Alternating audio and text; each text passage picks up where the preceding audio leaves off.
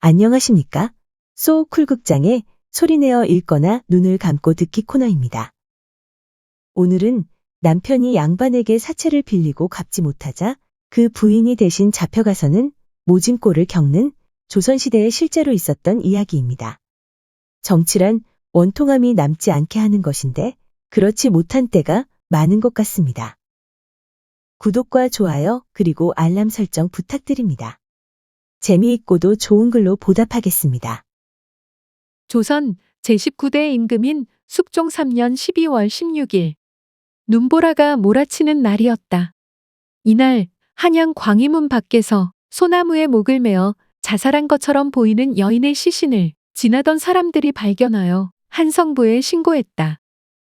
일찍이 세종대왕은 형사사건의 경우 반드시 검시하되 법의학서인 무얼록의 규정에 따르도록 하였는데 특히 인명치사에 관한 사건이 있을 때는 그 사체가 있는 현장에서 검험한 뒤에 사체검안서를 만들어 수사와 재판을 실행하도록 했다.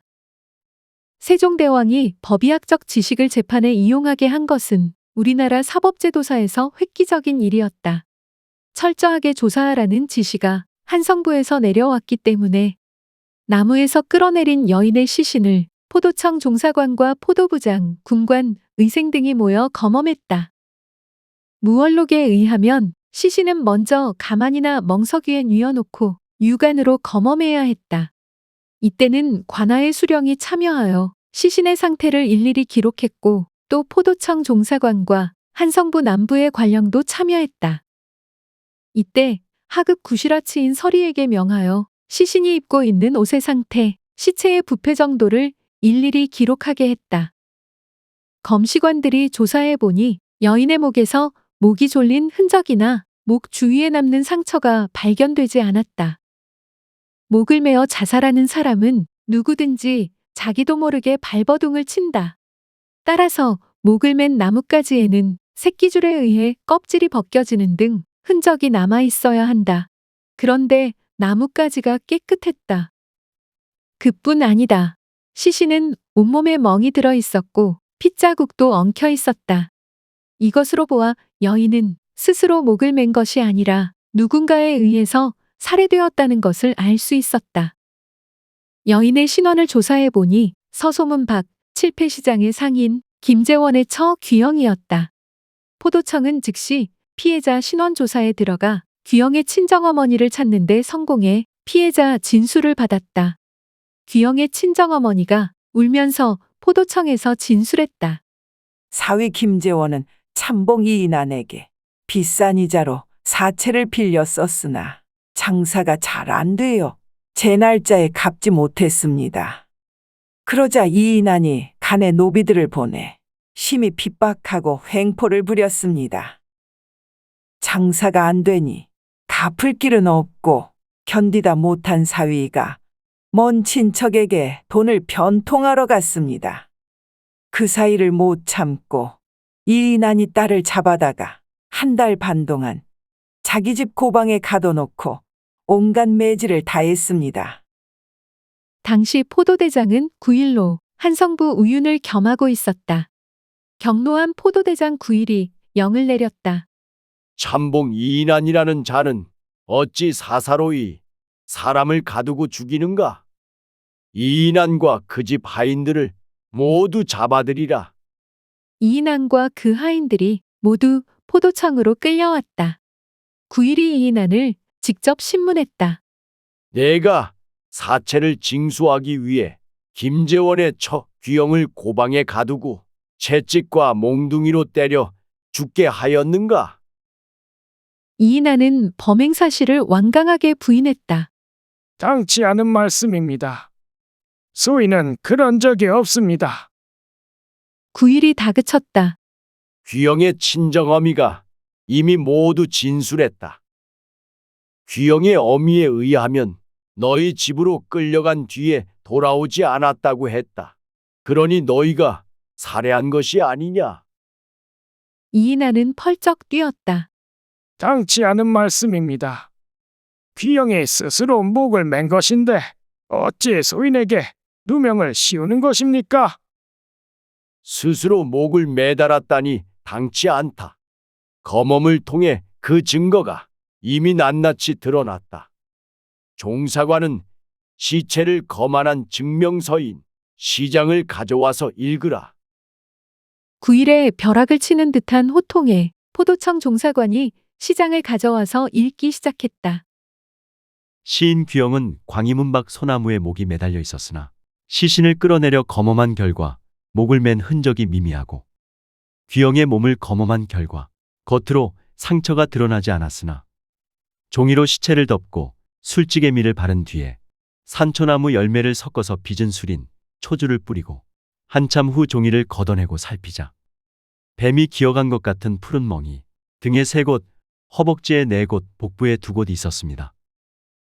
이는 맞은 상처인 피타상이었고 또 옷에 난 발자국으로 보아 발에 짓밟힌 피답상도 있었습니다. 살아있을 때 목을 매면 발버둥을 치기 때문에 목 깊숙이 새끼줄이 파고 들어가는데 귀영의 시신에는 그런 자국이 없습니다. 그러나 맞은 상처와 밟힌 상처가 있었습니다. 이것으로 보아 채찍과 몽둥이로 맞은 데다 발에 짓밟혀 죽은 것입니다. 결론을 말하면 사망 원인은 심하게 맞고 발에 짓밟혀서 죽은 피타피답상입니다. 종사관이 검한 서인 시장을 다 읽고 나자 이인안의 얼굴이 하얗게 변했다. 9일이 이인안을 매섭게 추궁했다. 이래도 귀영이 스스로 목을 매달았다고 할 터이냐? 귀영이 목을 매서 죽었는지 맞거나 밟혀서 죽었는지 소인은 전혀 모르는 일입니다. 이인안은 자신이 죽이지 않았노라고 끝까지 발뺌했다. 그러나 검험할 때 이미 귀영의 친척과 마을의 유력자들을 증인으로 확보했기 때문에 타살을 입증하는 것은 어려운 일이 아니었다. 유력한 용의자가 증인이 있는데도 자복하지 않으면 수사관들은 법으로 형문을 할 수 있는 권리가 있었다. 형문이란 죄인들을 신문할 때 형신과 마찬가지로 죄인의 정강이를 때리는 등 고문을 하는 것이다. 놈이 자백하지 않으니 형문하지 않을 수 없다. 우선 하인들을 형문하라. 9일의 지시를 받은 포졸들이 이인안의 종복들을 형틀에 묶고 곤장을 때렸다.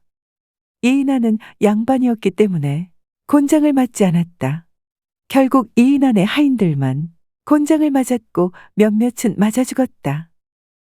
하인들이 곤장을 맞고 죽었다는 것은 9일이 자백을 받아내기 위해 난장을 쳤기 때문이다. 난장이란 규정과 장의 크기와 횟수를 무시하고 실토할 때까지 가혹하게 곤장을 때리는 것을 말한다. 9일이 난장을 치면서 신문하자 이인안의 하인들이 매를 견디지 못하고 자복하기에 이르렀다. 주인의 지시로 사체를 갚지 않은 김재원을 가두고 매를 때렸습니다. 김재원이 고통을 이기지 못하고 도망치자 주인께서 그 아내 귀영을 잡아오라고 지시하였습니다. 이에 소인들이 귀영을 1달 반 동안 고방에 가두고 몽둥이질, 채찍질을 하였는데 마침내 죽고 말았습니다. 용서해 주십시오. 이인안의 하인들이 울면서 자복하자 이인안은 하인들이 때렸지. 자기는 때리지 않았다고 발뺌했다. 인면수심이다. 어찌 돈을 갚지 않는다고 부녀자를 1달 반 동안이나 사사로이 옥에 가두고 채찍질한단 말이냐? 9일은 크게 화를 냈으나 그에게는 지배계급의 일원인 양반 이인안을 처벌할 권한이 없었다. 형조에서 이 사건을 숙종임금에게 보고함으로써 어전에서 이인안의 처벌에 대한 논의가 이루어졌다. 영의정 허적은 귀영을 죽인 것은 이인안이 아니라 하인들이라며 이인안을 관대하게 처벌해 줄 것을 숙종에게 주청했다. 이에 좌의정 권대우는 사사로이 사람을 죽였으니 아무리 양반이라 할지라도 중형에 처해야 한다고 반대했다. 숙종은 영의정 허적의 말을 옳다고 여겼다. 양반을 건드리는 것은 체제 유지에 문제가 있다고 여겼기 때문이다. 형조는 조정의 의논을 살펴본 후에 눈치껏 죄목을 만들었다. 이인안의 죄를 위핍치사율로 결정하여 곤장 100대 은자 열량으로 풀어줄 것을 결정했다. 위핍치사율은 공포를 가해 죽게 했다는 기이한 죄목이다. 죄가 있으면 포도청에 고발할 일이지. 사사로이 양민을 고방에 가둔 다음 때려 죽인 것인데 위핍치사율이라니 가당찮았다. 게다가 은자 열량을 바치면 죄를 사해준다니 눈 가리고 아웅도 분수가 있지. 말도 안 되는 이야기였다. 당연하게 사원부, 사관원을 포함해서 제야의 사대부들이 일제히 반발하고 나섰다. 조정의 논의가 다시 분분해지자 영의정 허적이 마침내 귀양 보낼 것을 왕께 청해 참봉 이인하는 귀양 가게 되었다. 참봉 이인하는 귀양간 섬에서 화난 현지인들에게 맞아 죽었다. 하지만 누가 죽였는지는 아무도 몰랐다. 귀영 살인사건에서 보듯이 부당하게 비싼 이자를 받는 고리채가 백성들을 울리는 이야기는 조선 역사에서 자주 등장한다. 조선 제9대 성종 때 영의정이었던 윤필상은 의금부 나조를 시켜 사채를 받으려다가 살인까지 하게 된다. 그러나 윤필상은 자신은 알지 못하고 부인이 한 일이라고 하여 법망을 교묘하게 피해갔다. 오늘날에도 자주 볼 수 있는 일이다. 사채로 인한 피해가 크다는 사실을 물론 조정은 알고 있었다. 그러나 조선은 양반이 주인인 나라다. 따라서 사채는 양반이라는 지배층을 보호하기 위해 허용되고 있었다. 실제로 대부분의 양반은 이를 바탕으로 재산을 늘려갔다. 농민은 배고픔을 참고 또 참는 사람들이다. 하지만 저와 자식의 입에 밥을 넣을 수가 없으면 그때는 분노를 표출한다. 그 분노가 모여서 들끓으면 민심이 되고 밀란이 된다. 조선 후기에는 수많은 밀란이 일어난다. 그때 밀란이 일어난 가장 큰 원인 중에 하나가 양반과 토호들의 고리체였다. 들어주셔서 고맙습니다. 용어 풀이와 참고문헌 그리고 자료 출처는 명기만 하고 따로 읽지는 않겠습니다. 참고하시기를 바랍니다.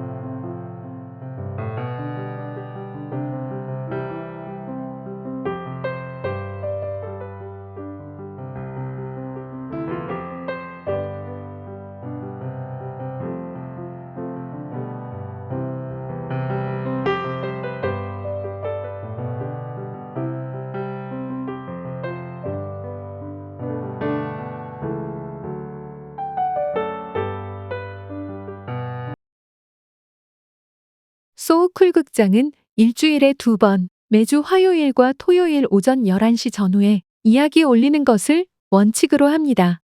하지만 여건이 되면 목요일에도 가끔 올리겠습니다. 반면에 쇼츠는 틈을 봐서 일주일에 3편 정도만 올리도록 하겠습니다. 고맙습니다. 다음에 만날 때까지 건강하시기를 기원합니다.